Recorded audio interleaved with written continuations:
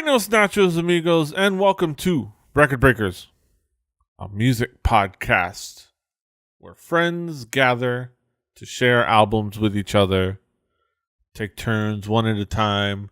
It's like a book club for music. Real fun time. I'm Peter Ray, if you're a man with no plan. With me is my team, my squad, my crew.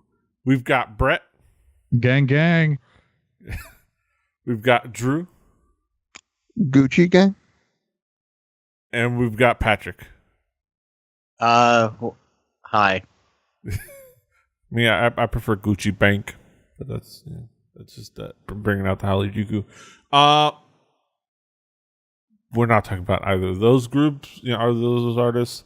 We're talking about music Or cross promoting other podcasts that we do. Yes. No, I'll leave that to the end card when I put that the Harajuku playlist for the last 20 seconds. The credits scroll. Yeah. We're not talking about a Korean rapper. We're talking about a different album from a different band from a different country. Because it's my turn this week to talk about an album. And I've introduced the guys to an album that I hadn't even listened to fully until I recommended it because I just was curious. But it's definitely an artist that I've been checking out, been seeing different music videos for, especially in pursuit of exploring more Japanese music for the sake of Harajuku. Wagakki Band and their album Shikisai, or the Four Seasons of Color, Four Colors of the Seasons. Let's talk about expectations before we get down into the nitty gritty. Drew, what would be your expectations coming into this album? It's a different initiative order than usual. All right. Yeah, I noticed that too. I was like, what? You're the rogue. You got the high dexterity.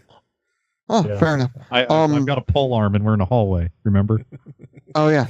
Forgot about that. So, God, we're a bunch of idiots. So the first thing I did when I heard this band was I tried to Google their name and sort of look up what I was getting into, right? And I do that for any band that Petey brings that I've not heard of. And when I did that, the first thing that comes up is their Wikipedia image. And I was like, oh, this band looks kind of weird.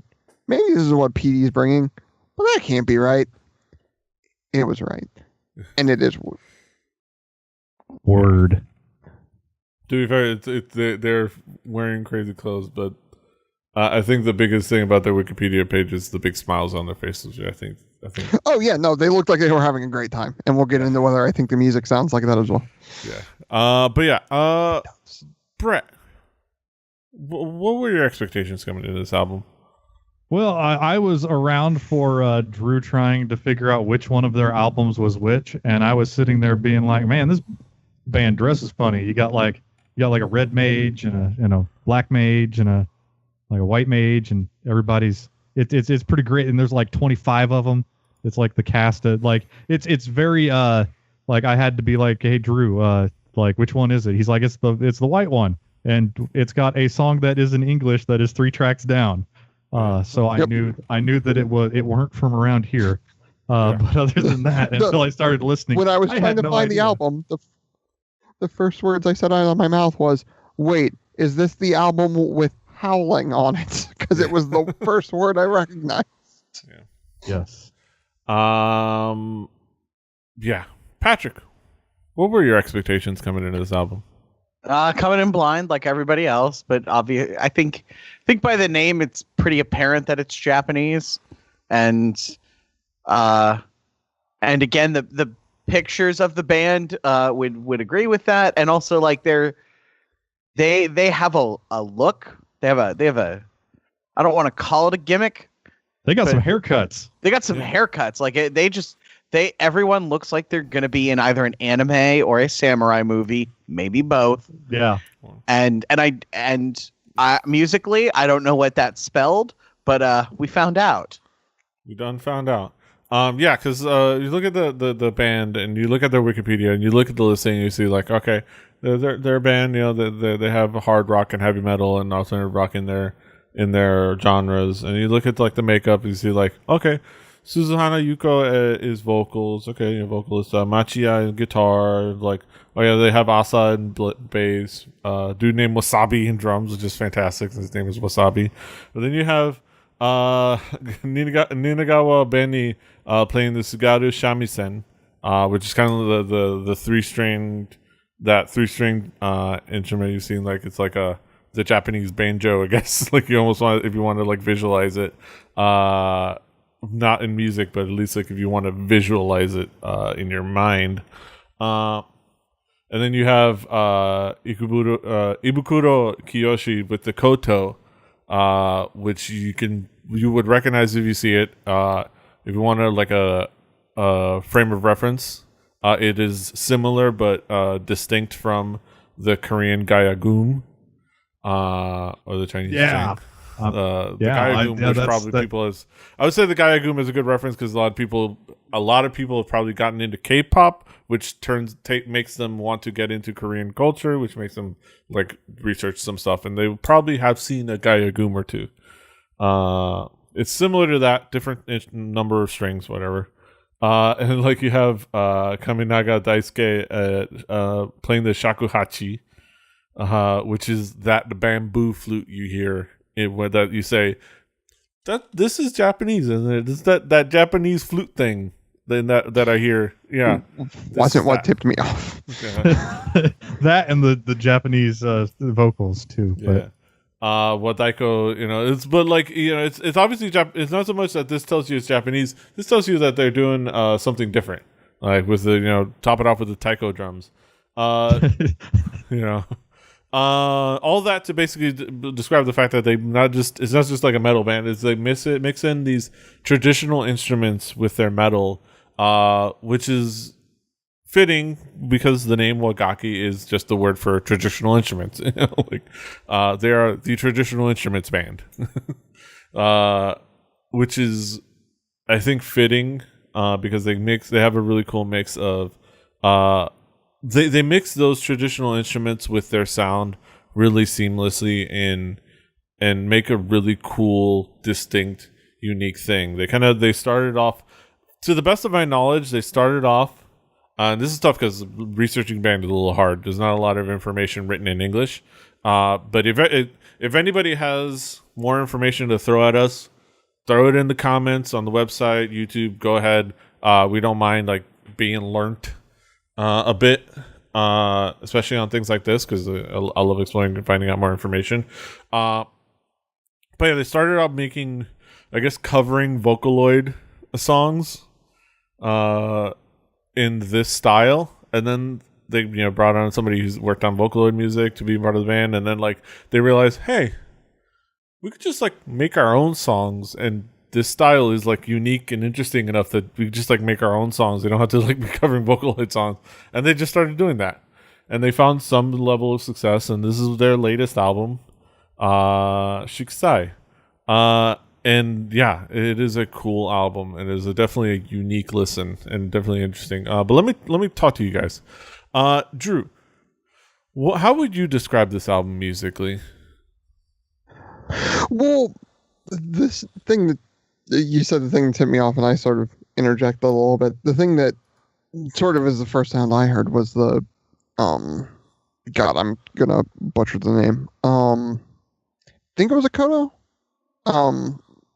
When this album came out, which was like, oh, this is what they're doing. Okay. And it actually ended up really cool. Because of that mix, I think. Obviously, mixing a little bit of old school with a little bit of new school is sort of something that I'm delving into much more on the electronic music side.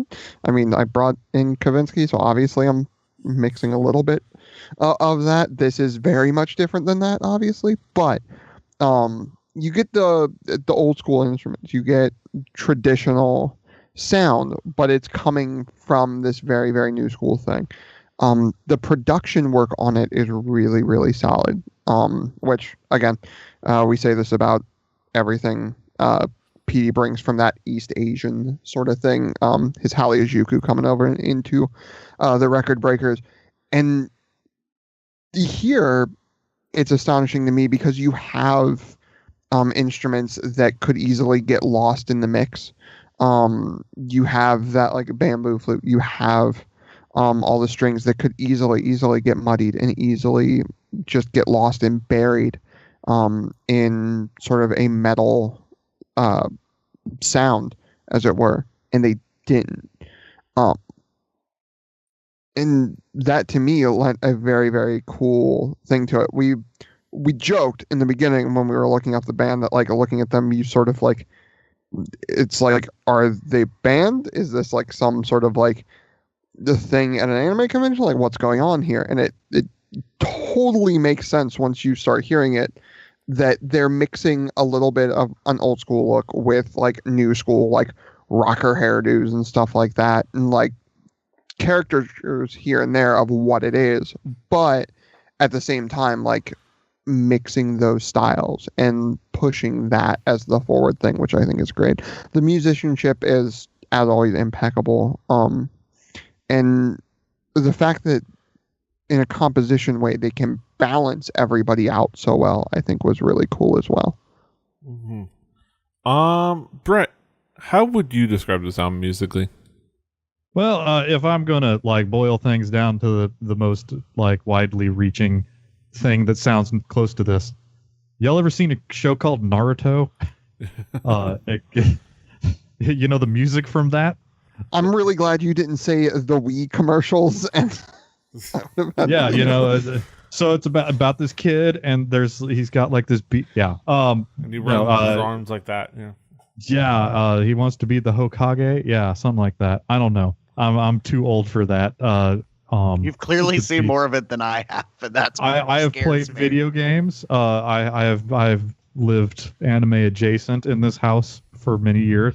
But yeah, it sounds like that. So you're gonna get some of that, but you're also gonna get like, you know, it's kind of like Naruto, but you don't have any of that horrible Naruto stuff going on. It's just the music, which is the coolest part of Naruto.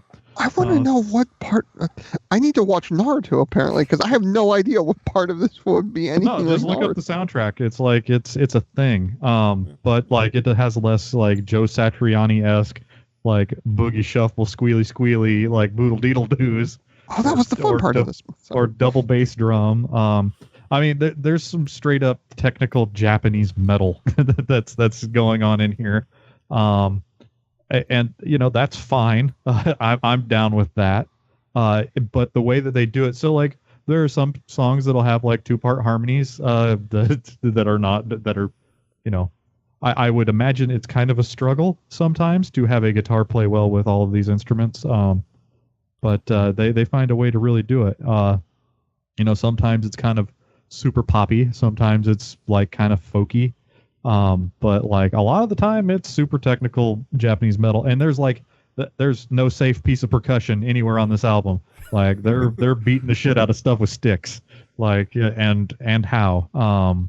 But you know, it's you know, my cultural ignorance and the language barrier made this it's more than a novelty. There's a whole damn album, and boy, they take their time with their songs.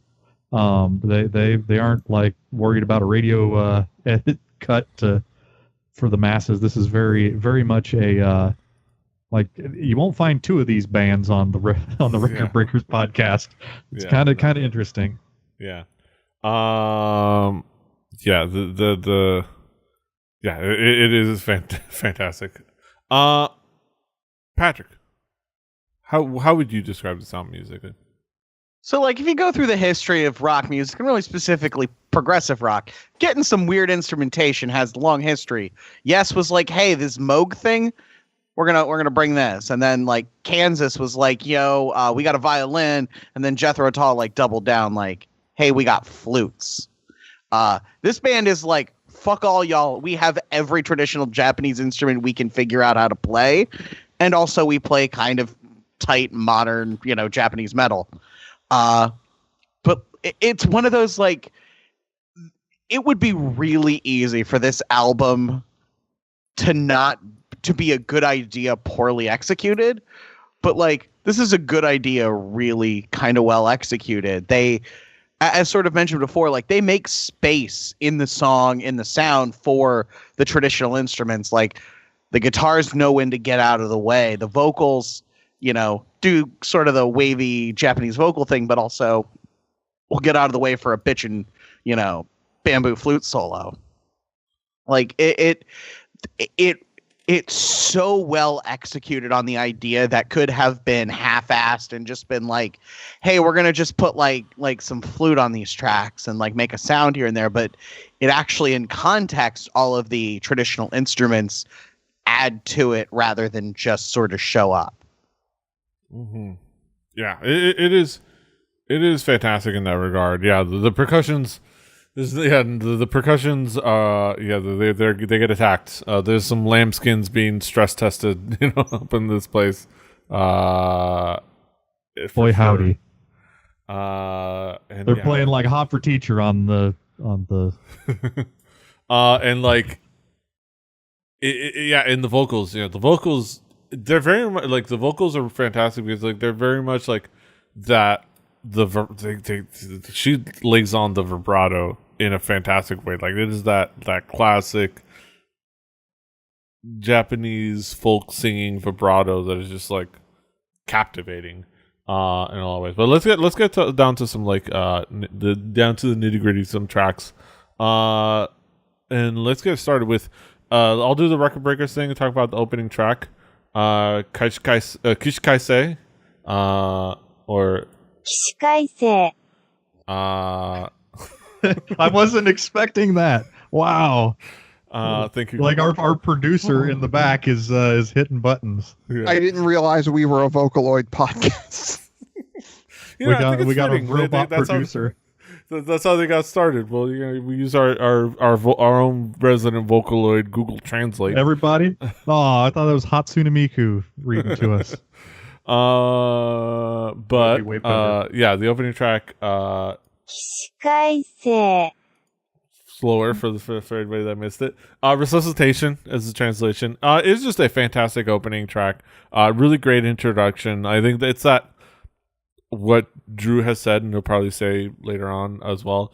If your opening track should do a great job of introducing what you do and who you are as an artist, and as what to expect on that album, and it hits you right away with that sound, and like bounces back and forth between the different styles, and then we also have Valkyrie, Senotome.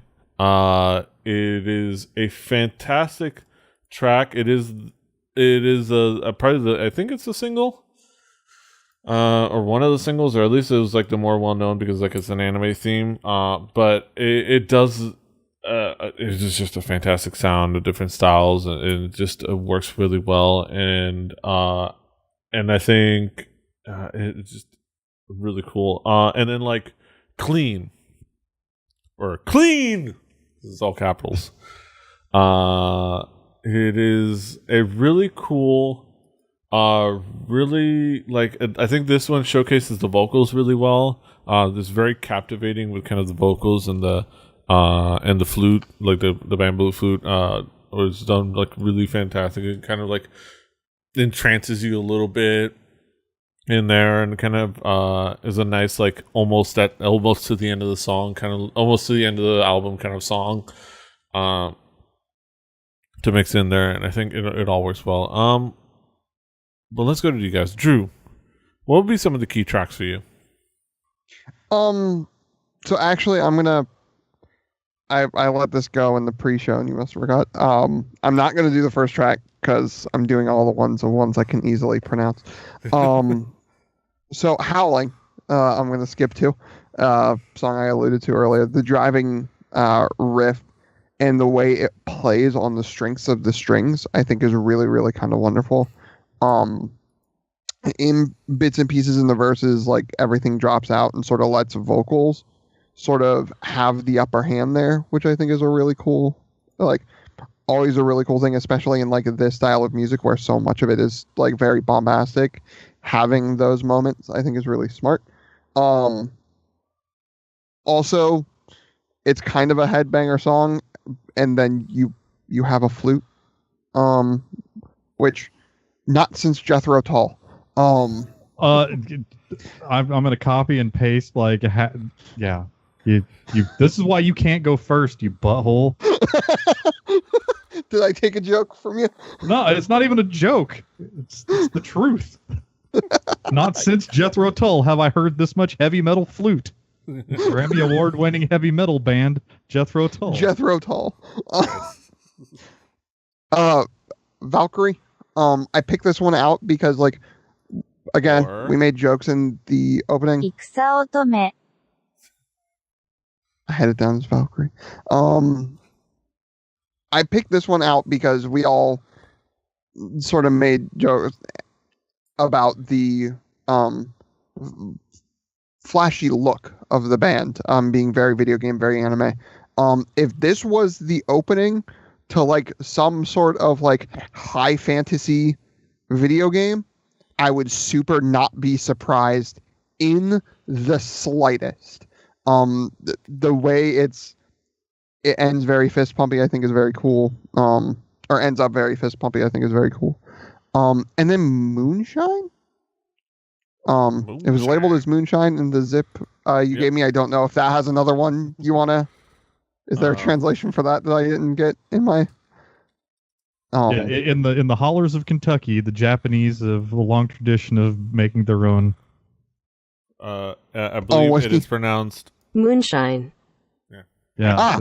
Okay. Sour mash. Perfect. Classic Japanese. Perfect. Yeah, making it with some rice. No. The funny thing to me is the sound of this has that very like almost dark feel to it, but it doesn't sacrifice like the tone that they have on the rest of their record, which is not living in the more dark undertone of like what that sort of metal sound is. It almost makes sense for it to be labeled Moonshine. It's something that I sound wise, composition wise, would make sense for someone in the hollers making some moonshine, but then there's Japanese lyrics and the weird strings, so maybe not so much. But compositionally. Correction. Moonshine. There you go. Moonshine. There you go. Gotcha. But like the fact that they were able to have that sound in the composition, but not sacrifice the tone of what they were doing with the rest of the record, I thought was really, really cool and worth mentioning. Yeah, probably gonna get in trouble. Also, I want to know what kind of corn whiskey they're making in Japan. But yeah, tons of corn. Corn's a big deal. They have all those corn patties. Yes. Like corn dogs for the picking. They call it maize. Yes. But yeah. Wonder what type of whiskey you would get out of rice. I don't know. But yeah, Brett, what would be some of the key tracks for you? Well, there's so much that I'm sure I lost due to my cultural ignorance, but I can point out groovy. So like I'll just hit the points that I found groovy. Howling. Not since Jethro Tull have I heard this much heavy metal flute. Yeah, the guitars on this track are they do the Mega Man Iron Maiden harmonies under the vocals, which I'm a fan of on a lot of the different levels. But there's also like this really fun guitar solo with the squealy pitch harmonics at about the 2-minute mark. We're never too far away from a pitch harmonic. Valkyrie, there's lots of double bass and strangely quiet dive bombs in the mix of the intro. It's like the most quiet like Floyd Rose dive bomb that I've ever heard. That was noteworthy every time. Moonshine, how do I pronounce that again, Petey? Let me get back to that. Let me consult our resident Vocaloid. I believe that is Moonshine. Yeah. Totally worth it. It's a fun song. Yeah, it kind of sounds like Joe Satriani wrote half of it with the weird boogie shuffle and the boodle deedles and the squealies. But like everybody had a solo, and it were good. And then on track number 14, High to the Sky. It's the let me cue that up. That would be 空の極みへ exactly. There's a part where the flute and the guitar play in unison, and it was kind of impressive. There's a lot of the things that they're like pieces of stuff that's thrown together, and you're like, this is crazy. But like you can tell on all of the songs that somebody was sitting in a room and had like all of these instruments that they had to mix together in a way that you could actually hear shit going on, and they did a pretty good job of it because boy, they're pounding on a lot of things, but like that guitar cuts through the mix like nothing else. She said. Yeah. Like, yeah, I mean, you could pull something noteworthy out of all of these tracks. What it doesn't have, what I don't have in my list are strange, weird, like sobby pop songs that sound like they go at the end of the anime, not at the beginning. But that was performed just as well too. So you've got all kinds of things in this album. Yeah. And just so I can prove that it's just me playing with Google Translate, I'll say Sorano Kiwamie. Sorano Kiwamie. I can pronounce it too. But yeah, Patrick, Swag, what would be some of the key tracks for you? Hotorubi. I'm going to say these all terribly, and I apologize to our Japanese speaking audience. You have a nice language, I just don't speak it. I like it. It's a little bit heavy. And it really, I feel like it does a really good job of contrasting the modern instruments versus the traditional ones. And it has a wild fucking flute solo. And that's the only way to describe it. It's a wild fucking flute solo. And just how many songs have a wild fucking flute solo in the world? Not many. And this one has a really good one. Cross-eyed Mary. Since Jethro Tull.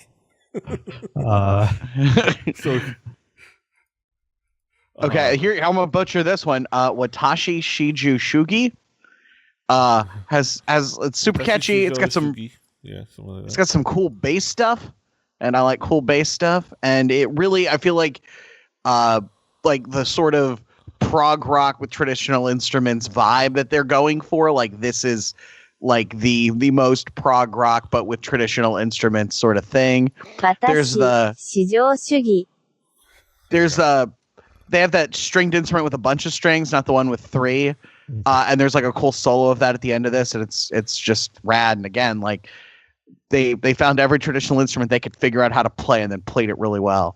And then I think everyone's mentioned it, Moonshine, because it's sort of like a weird Japanese Hot for Teacher in like all the right ways. It's got like that weird metal hoppy thing, but with more pinch harmonics. And it's just, I like the way they blended in the traditional instruments. It sounded cool.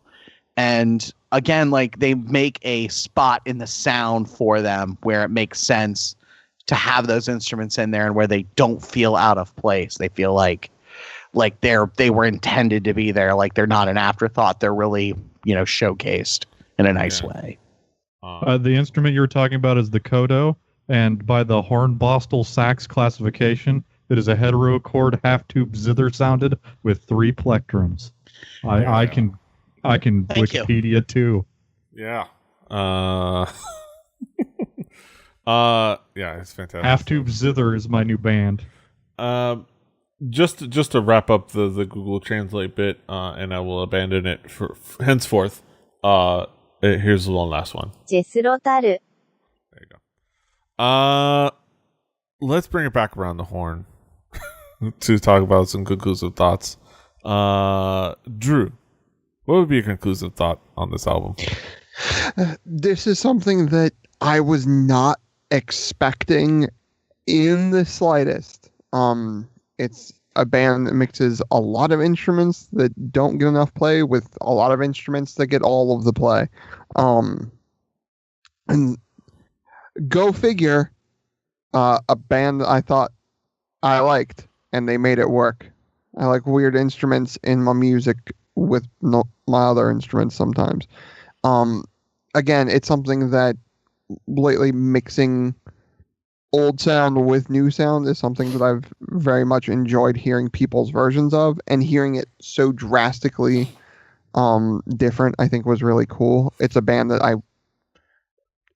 now that I am familiar with, would like to keep an eye on. And would say if there's another album soon that I wouldn't be I would hope that it would come back because this was a lot of fun. Yeah. And that's the best I can say about this. Can't really make comment about like how deep they were or how much they touched me as a band because they could be talking about killing dogs for all like I don't know. Like they could be talking about killing Americans and murdering animals and all sorts of junk. American animals, nonetheless. American animals. They're coming over.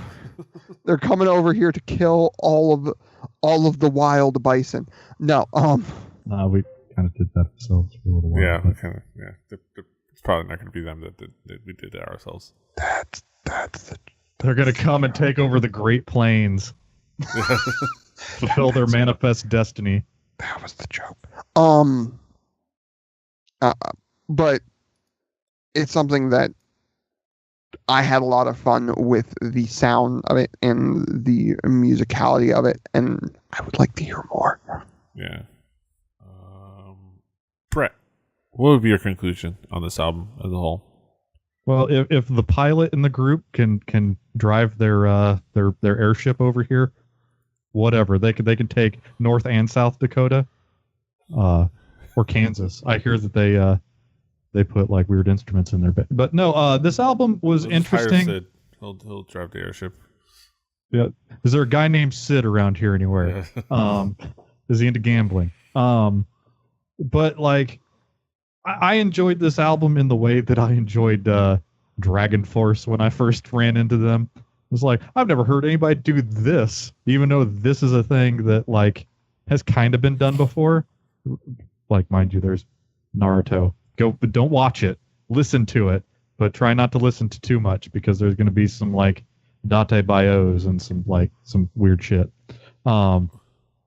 I'm kink shaming here, but no, like this is something that like, because obviously I've heard some sort of fusion with Japanese traditional instruments, but never was it put together like this one. Nor was it ever as difficult to find information on. This is a very strange band. Again, put them in the comments below. I need to know what I'm talking about. So if you know more than I do, please inform us. But am I going to go back to this? I'm probably going to. There's a dude that I'm going to be like, hey, get this shit. And he's going to listen to it. And his Serbian ass is going to giggle. Then he's going to show me something. But is this something that I'm going to jam out while I'm, rolling down the street in my 6'4"? Probably not. But it's worth hearing because, man, like, especially if you haven't ever heard anything like this, it's kind of a strange, there are some strange instruments being shredded upon. Yeah. That's sure. Patrick, what would be your conclusion on this album as a whole? This is one of those ones I'm glad I listened to because it does some really cool shit, and it's good. It's probably not like, my new regular, but like I'm kind of glad this exists. I'm glad that like that the band that took this idea and ran with it actually did it well, because like this could really have been terrible, like trying to mix traditional Japanese instruments with modern rock music, but it ended up being really cool and really well executed. So cheers to them for that. Yeah, I think this album, this band, is just it is really cool, really interesting, really kind of like fun to kind of wrap your head around. It's fluid and integrated for something that sounds like it shouldn't be. It, at least on the surface, but then you kind of, once you actually listen to it, you realize how much it makes sense, like how much mixing a classical sound with music that was ultimately born from classical sounds, and it kind of, especially when you're talking about precise Japanese metal, works so well, and it shines in I think from front to back in this whole album, in the way they put it together, the way that they produce it, the way they make the sound. it makes everything shine and makes everything kind of be, have its moment to be the star. And it is so cool. And I think it's so cool and interesting and worth listening to. I think everyone should check it out. And it's, it could be right up your alley. It is so well made and so like captivating, which is the good big thing. But yeah, let's get to the main event of the evening. Almost kind of feels. I feel. Yeah, it feels great. It's just weird. We get to our haiku. We should do reviews. a dirty limerick review. Yes. Talk about Nantucket Island and what belongs. Yeah. But yeah, let's do some haikus. Drew, what is your haiku? What did I expect? It certainly was not this. But I enjoyed it. Brett, what is your haiku? I'm truly impressed. A sound that's truly foreign. I should have used a different word. They dress really cool. That was a haiku put together days apart. Yes. From the redundancy, from the redundant Department of Redundancy. Yes. But yeah, Patrick, what is your haiku? Crazy idea, executed very well, proudly Japanese. My haiku: metal energy mixed with sounds of old Japan, blending seamlessly. Yeah, haikus. If you're coming in because you like this band, again, let us know more information. We'd love to know. And just so you know, we do the haikus. It's kind of just a fun old bit that we've done. Well, old. It's the bit, and it's just a fun thing we do for all of our albums, not just the Japanese ones. It is all albums deserve to be summarized in haiku form. I just think that's a universal truth that we can all agree on. I don't know. It's but yeah, we're well-meaning. Yes, we are well-meaning. Don't hate us. Please. That's what we're trying to say. Because I think that this is in the end, we're just curious and we are eager to learn. But yeah, those are our thoughts on Wagakki Band. Shikisai. This is a fantastic album, and you should check it out. And you can, of course, listen to it on our Spotify playlist. Play Record Breakers, the home game. You can also leave comments either below on the YouTube page or below on the show page on rebelli.net. Let us know what you think of this album, especially if you if you have information on a band, but B, if you're listening to it along with us and you haven't heard this band before, or this is new to you, what are your thoughts? What are your first impressions? What are your favorite tracks? Do the whole bit with yourself and leave it down below. We would love to see other people kind of have some back and forth and see what other people think. But yeah, of course, on that Spotify playlist will be next week's record. And it will be provided by Patrick. Yes, Patrick. What do you got for us next week? We're gonna go back to thrash metal with one of the big four that we haven't talked about yet, with Anthrax and their album Sound of White Noise. Yeah. Yeah, that's gonna be an interesting discussion. We'll talk about next week, but that's next week, and this is this week. And you can, of course, find us all over the internet. Patrick is at The Swagger. Brett is at HibbieDuRibbert, HIBBI2IBIBBARD. Drew is at Extrusive for X. I'm at PD Rave. The show is at 4 Record Breakers. That's the number 4 Record Breakers. RecordBreakersPodcast.com. RecordBreakersPodcast@gmail.com. Rebelli.net for this and other shows. Rebelli TV on Twitch, on YouTube. I don't know why I mentioned Twitch first, like a barely stream. On YouTube and other places, including Twitch. Rebelli.net, do all the things. Share, subscribe, like, wherever you can find podcasts. Find the show notes on Rebelli.net. That's it. Until next time, hasta los huevos. Toodaloo.